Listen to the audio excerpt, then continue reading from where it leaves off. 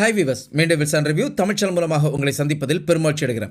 Indian car மார்க்கெட்டில் launch ஆன அன்னிலிருந்து இன்னைக்கு வரைக்கும் அட்டகாசமான சேல்ஸ் ரிப்போர்ட்டை கொடுத்துட்டு இருக்கக்கூடிய, அதே நேரத்தில் எந்த ஒரு தொய்வும் இல்லாமல் இன்னைக்கு மக்கள் பெரிய அளவில் விரும்பி எடுக்கக்கூடிய ஒரு மிக முக்கியமான கார் எது அப்படின்னு பார்க்குறீங்கன்னா, அது கண்டிப்பாக மாருதி சுசுகி ஸ்விஃப்ட்டுங்கிற கார்.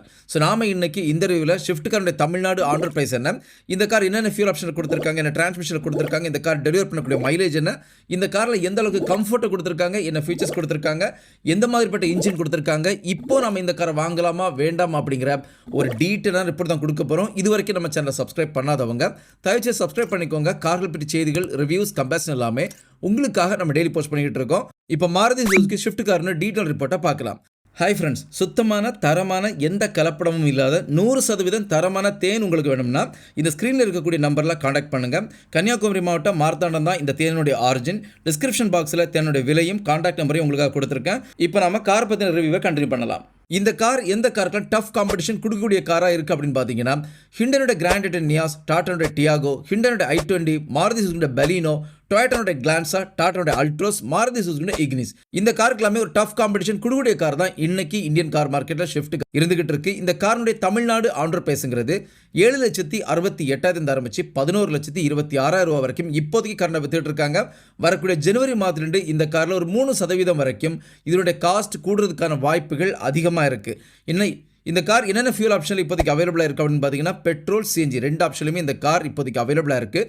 டிரான்ஸ்மிஷன் பொறுத்த வரைக்கும் பெட்ரோல் உங்களுக்கு மேனுவல், ஆட்டோமேட்டிக் ரெண்டுமே கொடுத்துருக்காங்க. ஆட்டோமேட்டிக் பொறுத்த வரைக்கும் ஏஎம்டி டெக்னாலஜியில் கொடுத்துருக்காங்க. சிஎன்ஜி பொறுத்த வரைக்கும் மேனுவலில் மட்டும்தான் இருக்கே தவிர ஆட்டோமேட்டிக்கில் இந்த கார் சுத்தமாக கிடையாது. ஸ்விஃப்ட் கார் டெலிவர் பண்ணக்கூடிய மைலேஜ் என்ன அப்படின்னு பார்க்கும்போது, பெட்ரோலுடைய மேனுவல் டிரான்ஸ்மிஷன் 24.8 km/லிட்டர். அதே நீங்கள் பெட்ரோலுடைய ஆட்டோமேட்டிக் எடுக்கிறதா இருந்தால் 25.75 km/லிட்டர். சிஎன்ஜியோட மேனுவல் டிரான்ஸ்மிஷன் 32.85 km/kg மைலேஜ் கூடிய ஒரு காராக இருக்குது. இந்த மைலேஜ் எல்லாமே மாருதி சுசுகி கிளைம் பண்ணக்கூடிய மைலேஜ். ஆன் ரோடுக்கு வந்தீங்கனாலும் இதுலேருந்து ஒரு 2 km வரைக்கும் தான் உங்களுக்கு மைனஸில் இருக்கே தவிர பெரிய அளவிலான நெகட்டிவ் கண்டிப்பாக இந்த ஒரு காரில் இல்லை அப்படிங்கிறத நான் இங்கே ரெஜிஸ்டர் பண்ணிக்கிறேன். ஸ்விஃப்ட் காரை பொறுத்த வரைக்கும் பேசிக்காக உங்களுக்கு 4 வேரியன்ட் தான் கொடுத்துருக்காங்க. அதாவது எல்எக்ஸ்ஐ, விஎக்ஸ்ஐ, ZXi ப்ளஸ்ங்கிற பேசிக் 4 வேரியன்ட் கொடுத்துருக்காங்க. இருந்தாலும் விஎக்ஸில் ஒரு ஆப்ஷன் வேரியன்ட் இருக்குது, ZXலையுமே ஒரு ஆப்ஷன் வேரியன்ட் கொடுத்துருக்காங்க. இந்த 4 வேரியன்ட்டுமே வச்சு பார்க்கும்போது இதில் அதிகப்படியான சேல்ஸ் ரிப்போர்ட் கொடுக்கக்கூடிய வேரியன்ட் எது அப்படின்னு பார்த்தீங்கன்னா, விஎக்ஸுங்கிற வேரியன்ட் தான் மக்கள் பெரிய அளவில் விரும்பி எடுத்துக்கிட்டு இருக்காங்க. அதாவது நீங்கள் கொடுக்கக்கூடிய பட்ஜெட் ப்ரைஸ் ரேஞ்சில் மேக்ஸிமமான ஃபீச்சர்ஸோட கிடைக்கக்கூடிய ஒரு வேரியண்ட்டாக இந்த வேரியன்ட் இருந்துகிட்டு இருக்கு. இப்போ இரண்டாவது செக்மெண்ட்டாக ஸ்விஃப்ட் காரோட டைமென்ஷன் என்ன, இந்த கார் எந்த அளவுக்கு கம்ஃபர்டான கார், இந்த காரில் வந்து ட்ராவல் பண்ணுறதுக்கு ஏதுவான காராக இல்லையா அப்படிங்கிறத இப்போ டீட்டெயிலாக பார்க்கலாம். லெந்தை பொறுத்த வரைக்கும் 3860 mm கொடுத்துருக்காங்க. விட்த் 1735 mm கொடுத்துருக்காங்க. ஹைட்டை பொறுத்த வரைக்கும் 1520 mm கொடுத்துருக்காங்க. ஸோ லெந்த், விட்த், ஹைட் இந்த மூணுமே அடிப்படையாக வச்சு இந்த காரினுடைய இன்டீரியர் கம்ஃபர்ட்டை கம்பேர் பண்ணி பார்த்தீங்கன்னா, என்னை பொறுத்த வரைக்கும் இந்த கார் ஒரு 5 சீட்டர் காராக இருந்தாலும் இது ஒரு 4 சீட்டர் காராக நீங்கள் யூஸ் பண்ணால் ஒரு அட்டகாசமான கம்ஃபர்ட் இந்த காரில் இருக்குது. அது நீங்கள் 5 சீட்டர் ரைஸ் பண்ணிங்கன்னா கண்டிப்பாக அவ்வளோ பெரிய ஒரு கம்ஃபர்ட் இந்த காரில் கிடையாது. ஃப்ரண்ட் ரோ பொறுத்த வரைக்கும் 2 கேப்டன் சீட்ஸ் கொடுத்துருக்காங்க. அது டிரைவர் சீட்டாக இருக்கட்டும் இல்லை கோ டிரைவர் சீட்டாக இருக்கட்டும், ரெண்டுமே அட்டகாசமான கம்ஃபர்ட்டை ஓரளவுக்கு டீசெண்டாக கொடுத்துருக்காங்க. டை சப்போர்ட்டாக இருக்கட்டும் இல்லை leg room, head room, shoulder space எல்லாமே ரொம்ப பெர்ஃபெக்டாக கொடுத்துருக்காங்க.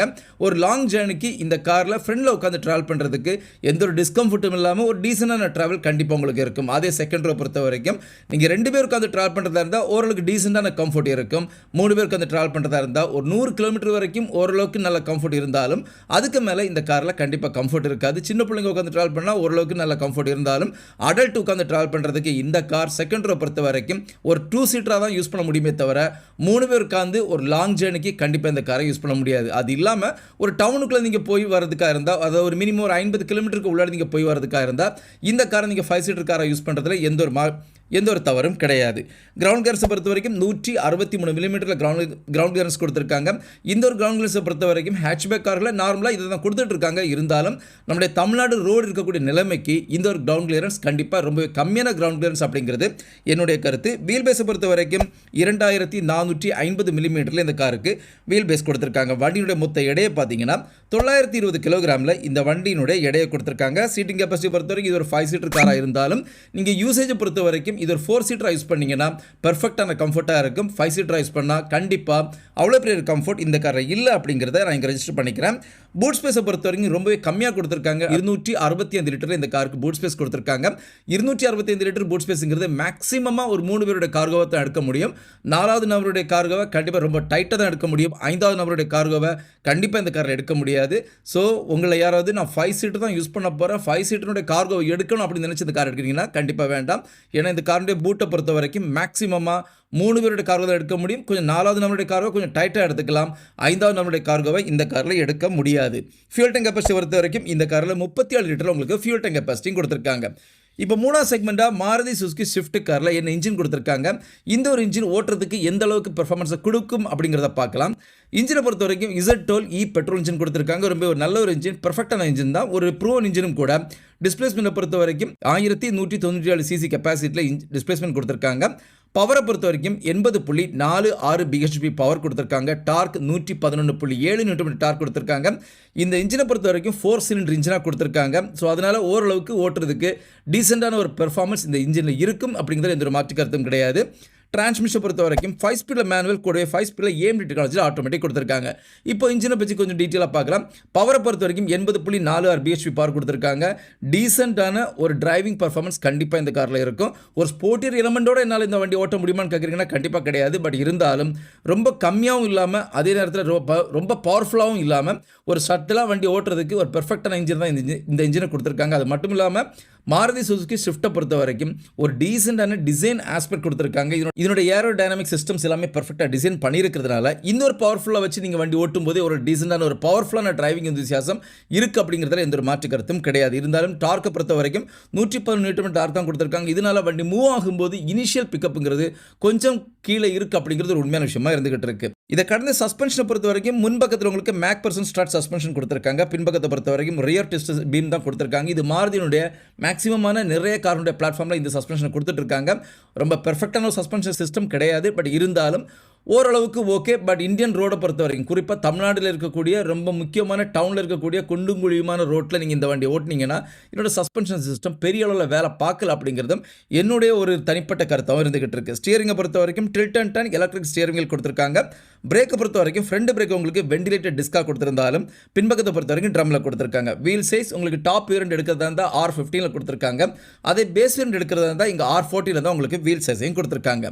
இப்போ 4வது செக்மெண்ட்டாக மாருதி சுசுகி ஸ்விஃப்ட் காரில் என்டர்டெயின்மெண்ட் கம்யூனிகேஷனை என்ன கொடுத்துருக்காங்க அப்படிங்கிறத டீட்டெயிலாக பார்க்கலாம். இந்த காரை பொறுத்த வரைக்கும் 9 இன்ச்சில் டச் ஸ்க்ரீன் இன்ஃபோர்டைன்மெண்ட் சிஸ்டம் கொடுத்துருக்காங்க.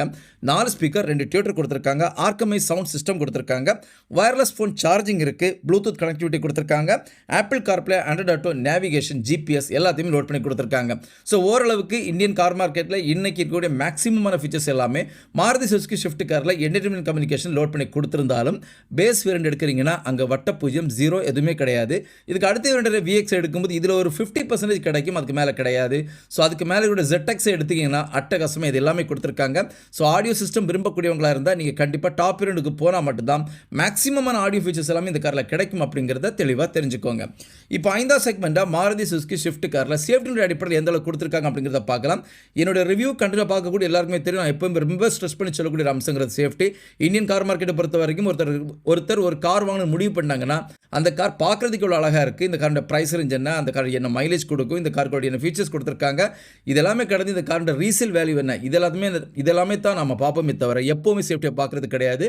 அது மிகப்பெரிய ஒரு தவறு. நீங்கள் ஒரு கார் எடுக்கிறதா இருந்தால் முதன்மையாக ப்ரைஸை ஃபிக்ஸ் பண்ணிக்கோங்க. 2வதா நீங்கள் இந்த காரை செலக்ட் பண்ணிக்கோங்க. 3வதா அந்த பர்டிகுலர் காரில் சேஃப்டி என்ன இருக்குது அப்படிங்க தெரிஞ்செடுக்கிறது ஒரு மிக முக்கியமான விஷயம். இதுக்கு ஒரு மிகப்பெரிய எடுத்துக்காட்டுங்கிறது மாருதி சுசுகி ஸ்விஃப்ட்டுங்கிற கார். ஸ்விஃப்ட் காரை பொறுத்த வரைக்கும் குளோபல் என்கேப் கிராஷஸ் ரேட்டிங்கில் தோல்வி அடைந்த ஒரு கார். இதனோட ஷெல் இன்டெகிரிட்டியாக இருக்கட்டும், எக்ஸ்டர்னல் ஸ்ட்ரக்சராக இருக்கட்டும், கண்டிப்பாக அவ்வளோ ஒர்த்தான ஒரு கார் கிடையாது. இன்றைக்கி மாருதி சுசுகி லான்ச் பண்ணிக்கூடிய பெலினோவாக இருக்கட்டும், இல்லை பிரிசாவாக இருக்கட்டும், டிசைராக இருக்கட்டும், இதில் எல்லாமே பெர்ஃபெக்டான சேஃப்டியை கொடுத்துட்டு இருக்காங்க.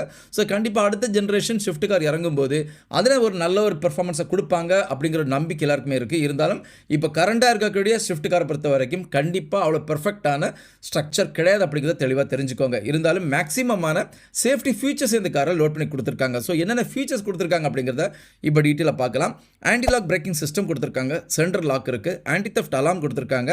6 ஏர்பேக் டாப் வேரியன்ட்ல வேரியண்ட்டில் கொடுத்துருக்காங்க. அது பேஸ் வேரியண்ட் எடுத்தீங்கன்னா கண்டிப்பாக 2,000 தான் கொடுத்துருக்காங்க. டே நைட் ரியர் வே மிரர் கொடுத்துருக்காங்க. சீட் பெல்ட் வார்னிங் இருக்குது. டூர் அஜார் வார்னிங் கொடுத்துருக்காங்க. அதாவது நீங்கள் டூரை ப்ராப்பராக க்ளோஸ் பண்ணலன்னா இதுக்குண்டான இன்டிமேஷன் எம்ஐடியில் வந்துடும். எலக்ட்ரானிக் ஸ்டெபிலிட்டி கண்ட்ரோல் கொடுத்துருக்காங்க. இனி பின்பக்கத்து கேமரா கைட்லைன்ஸோட கொடுத்துருக்காங்க.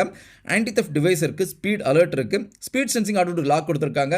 நீங்கள் மேனுவலாக வண்டி லாக் பண்ண மறந்தாலும் கூட ஒரு 10லேருந்து 15 கிலோமீட்டர் ஸ்பீடில் வண்டி நீங்கள் மூவ் பண்ணும்போது ஆட்டோமேட்டிக்காக எல்லா டோருமே லாக் ஆகும். இதான் உங்களுக்கு ஸ்பீட் சென்சிங் ஆட்டோ டோர் லாக்ங்கிறது. ஐசோஃபிக்ஸ் கொடுத்துருக்காங்க. Pretensioner and four centre seat belt கொடுத்துருக்காங்க. ஜியோ ஃபென்ஸ் அலர்ட் இருக்குது. ஹில் அசிஸ்ட் இருக்குது. கட்டன் ஏர் பேக் கொடுத்துருக்காங்க. எலக்ட்ரானிக் பிரேக் டிஸ்பிளேஸ்மெண்ட் கொடுத்துருக்காங்க. ஸோ ஒரு கன்க்ளூஷனாக மாருதி சுசுகி ஸ்விஃப்ட் கார் நான் வாங்கலாமா வேண்டாம் அப்படின்னு கேட்குறீங்கன்னா என்னை பொறுத்த வரைக்கும் ஒரே ஒரு காரணத்துக்காக இந்த காரை நான் வாங்க மாட்டேன். அது என்ன காரணம் அப்படின்னு பார்த்தீங்கன்னா இந்த காரோடைய சேஃப்டி. மாருதி சுசுகி ஸ்விஃப்ட் காரை பொறுத்த வரைக்கும் சேஃப்டியில் தோல்வி அடைந்த கார் அப்படிங்கிறத நான் எங்கேயுமே சொல்லிக்கிட்டு இருக்கேன். இருந்தாலும் நிறைய பேர் இந்த காரை சேஃப்டிங்கிறத மாற்றி வச்சுக்கிட்டு நம்ம அந்த காரை எடுத்து யூஸ் பண்ணிக்கிட்டு இருக்கோம். அதுக்கு மிக முக்கியமான காரணம் இந்த கார் கொடுக்கக்கூடிய மைலேஜ், ரீசேல் வேல்யூ, பார்க்குறதுனுடைய இந்த காருடைய லுக், இன்டீரியர் ஃபீச்சர்ஸ், கம்ஃபோர்ட் எல்லாமே பக்காவாக இருக்கிறதுனால மக்கள் பெரிய அளவில் இந்த சேஃப்டியை கன்சர்ன் எடுக்கிறது கிடையாது. ஸோ என்னை பொறுத்த வரைக்குமே இன்றைக்கி இந்தியன் கார் மார்க்கெட்டை பொறுத்த வரைக்கும் வாங்கக்கூடிய எல்லாருமே அந்த வண்டியில் மேக்ஸிமம் மைலேஜ் எதிர்பார்ப்பாங்க. ஸோ மாருதி சுசுகி ஸ்விஃப்ட்டை பொறுத்த வரைக்கும் சேஃப்டியை தள்ளி வச்சு பார்த்தீங்கன்னா இந்த வண்டியை பொறுத்த வரைக்கும் ஒரு நம்பர் 1 கார் அப்படிங்கிறதுல எந்த ஒரு மாற்று கருத்தும் கிடையாது. ஸோ சேஃப்டியை கன்சர்னை வச்சு பார்க்கக்கூடியவங்களுக்கு இந்த கார் கண்டிப்பாக ஆப்டான கார் கிடையாது. சேஃப்டி எனக்கு ஒரு பெரிய விஷயம் இல்லை அப்படின்னு ஒதுக்கி வச்சு பார்த்தீங்கன்னா இந்த காரை பீட் பண்ணுறதுக்கு இந்தியன் கார் மார்க்கெட்டில் கண்டிப்பாக வேறு கார் இல்லை அப்படிங்கிறது என்னுடைய தனிப்பட்ட கருத்து.